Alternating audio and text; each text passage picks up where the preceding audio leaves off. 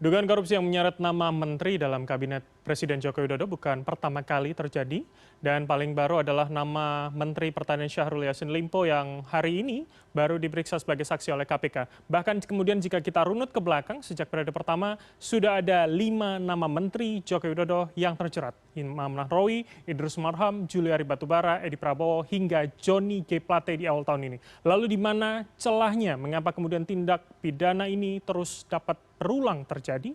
Kami akan menganalisanya bersama peneliti PUKAT atau Pusat Kajian Anti Korupsi UGM, Zainur Rohman. Selamat malam, Mas Zainur. Apa kabar?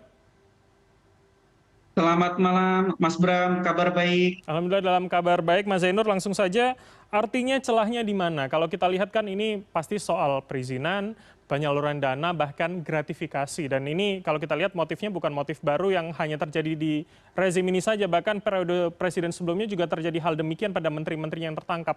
Mengapa berulang? Di mana celahnya begitu, Mas Zainur? Iya, kalau tadi ditanya soal gimana celahnya, sebenarnya tadi juga sudah disampaikan sendiri oleh Mas Bram bahwa di kementerian, di lembaga, di daerah itu ada banyak celah yang menyebabkan terjadinya tindak pidana korupsi. Menurut saya yang pertama adalah soal pengawasan.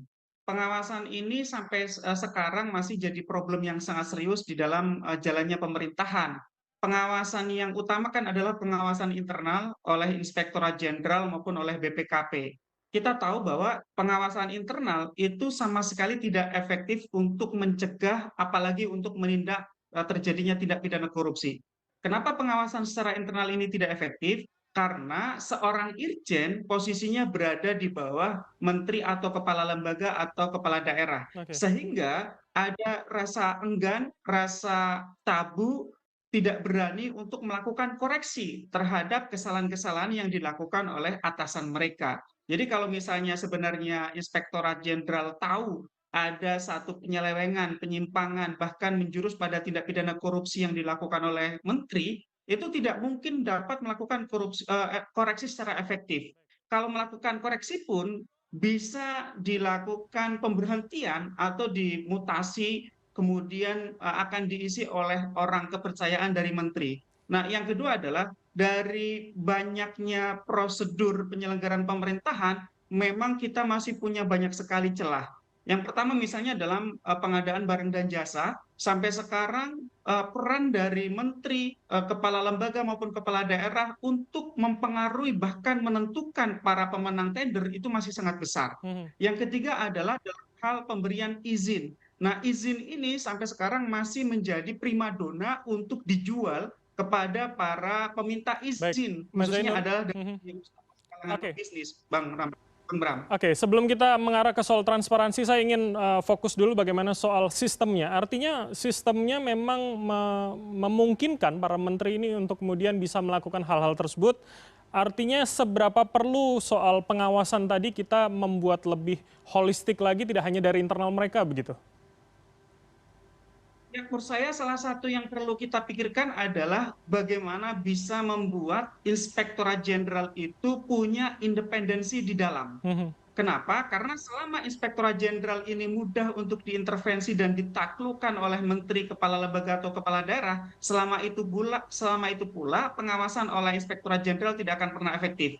Kita tidak ingin membuat Inspektorat Jenderal ini hanya sebagai stempel, tetapi juga tidak ingin membuat Inspektorat Jenderal sebagai pengawas eksternal. Mhm. Pengawas eksternal sudah ada BPK. Nah, kita ingin agar Inspektorat Jenderal tetap menjadi pengawas internal, tetapi diberikan derajat independensi. Misalnya apa? Dalam hal rekrutmen ya untuk memutuskan Inspektorat Jenderal ini sebagai pejabat yang terpilih maupun juga pemberhentiannya misalnya itu bukan dilakukan oleh menterinya tetapi misalnya dilakukan secara langsung oleh presiden atau badan lain seperti BPKP. Oke, Tujuannya ada apa? Tujuan menteri tidak bisa mempengaruhi, Mas Bram.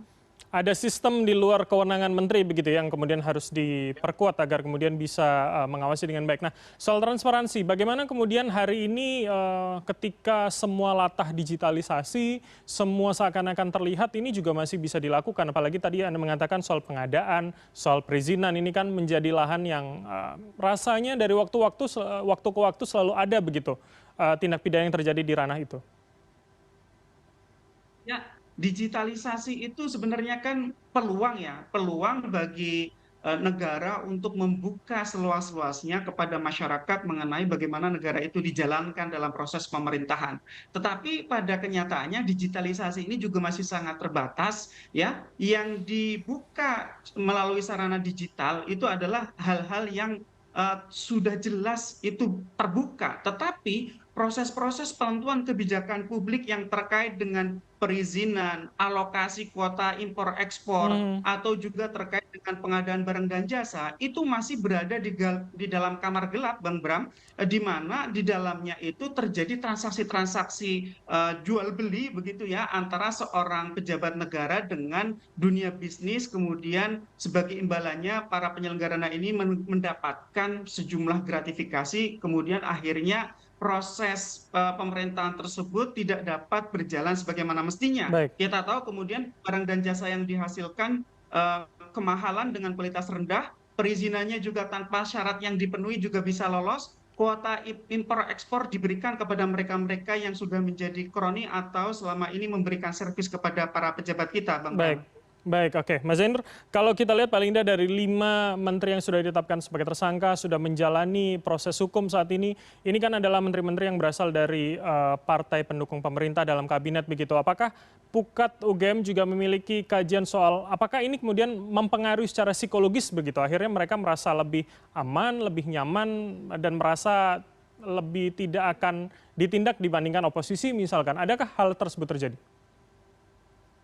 Ya, mungkin analisis seperti itu tetap akan ada ya, termasuk misalnya kecurigaan-kecurigaan dari masyarakat bahwa para pejabat kita itu merasa aman ketika berada di dalam koalisi ya, baik itu para pejabat di tingkat pusat maupun di tingkat daerah. Karena seakan-akan memiliki backing yang dapat menjadi garansi jaminan bahwa mereka tidak akan diganggu di proses hukum oleh aparat penegak hukum. Mhm. Tapi yang kita ingin sampaikan adalah tidak ada satupun garansi bahwa mereka akan selamanya selamat atau berlindung di balik koalisi kekuasaan.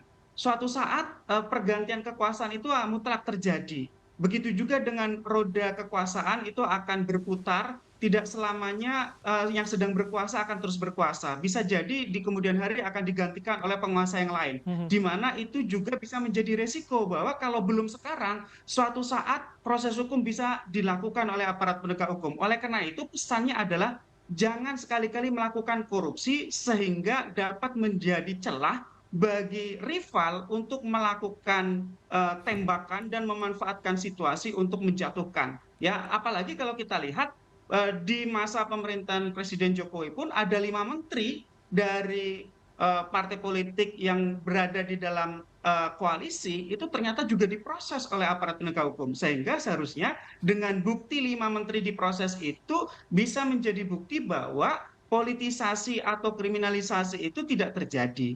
Ya, Mhm. saya melihat politisasi atau kriminalisasi itu terjadi, Bang Bram, kalau yang pertama tanpa alat bukti tetapi menetapkan seorang pejabat sebagai tersangka, atau yang kedua kalau ada menteri atau pejabat lain yang berasal dari partai koalisi tetapi tidak disentuh oleh aparat penegak hukum, maka di situ terjadi kriminalisasi atau politisasi. Selama ya ada alat bukti dan kemudian penegak hukum memproses. Yang kedua, partai koalisi pun juga disentuh oleh aparat penegak hukum, artinya ya tidak ada soal apakah itu pendukung atau itu oposisi. Nah, tetapi ya memang kita selama ini menduga gitu ya, masyarakat masih ada yang menduga bahwa koalisi itu menjadi salah satu faktor yang meningkatkan rasa percaya diri dari pejabat untuk melakukan korupsi. Ternyata dugaan-dugaan seperti itu juga tidak sepenuhnya benar, Bang Bram. Oke, oke, baik, baik. Oke, terakhir Mas Zainur, saya ingin masuk ke dalam kasus yang saat ini sedang dialami oleh SYL, meski tadi sudah dipanggil sebagai saksi.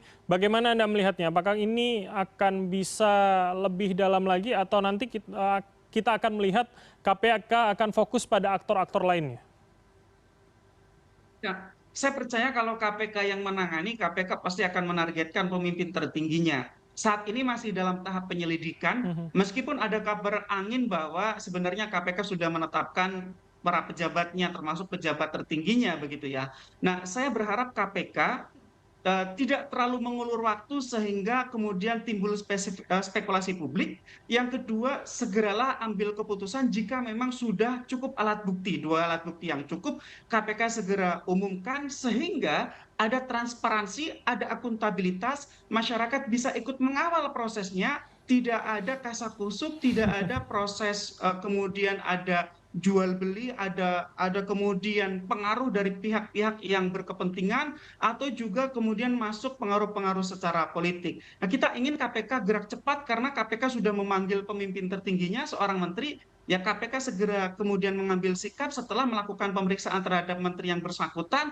Kalau sudah jelas semua alat buktinya, segeralah ambil status. Apakah itu ternyata adalah status ke tingkat penyidikan dan ditetapkan tersangka termasuk menterinya, ataukah ketika KPK menganggap bahwa kesimpulan dari penyidikan itu menterinya tidak terkait, ya Mhm. sudah KPK tetapkan pihak-pihak lain yang melakukan tindak pidana korupsi. Nah, Baik, masyarakat sekarang menuntut KPK untuk dapat transparan, akuntabel, dan menghindari segala macam bentuk kesempatan untuk adanya pengaruh dari kekuatan-kekuatan politik dari baik, pihak manapun, baik Mas Zainur. termasuk dari pihak yang sedang diperiksa oleh KPK ini, Bang Bram. Oke, artinya tidak terlalu lama, kita juga menuntut adanya transparansi di KPK agar ini kemudian tidak ditarik-menarik dalam komunitas politik, begitu ya. Terima kasih atas waktu Anda, Mas Zainur Rohman, peneliti Pukat UGM telah bergabung sama kami. Selamat malam, sehat selalu.